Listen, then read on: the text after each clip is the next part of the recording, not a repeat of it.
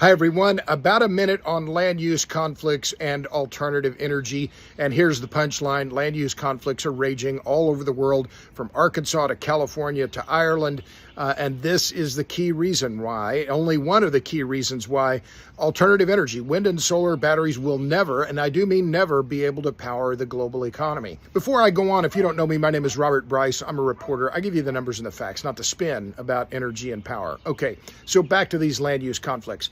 I've been reporting on these issues for more than 15 years, and lately the rejections and restrictions on wind and solar projects have been coming so fast it's been hard to keep up.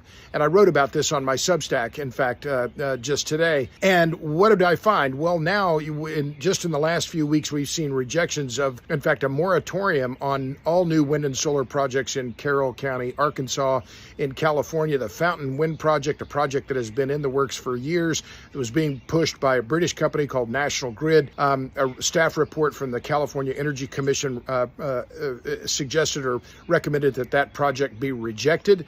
And what's happening overseas, particularly in Europe, the land use battles over wind and solar are raging. There have been more than a dozen rejections or restrictions of wind and solar projects in the UK just since January 1st. The total now in the Global Renewable Rejection Database, which I launched just in early February, is now 91 rejections or restrictions since 2023.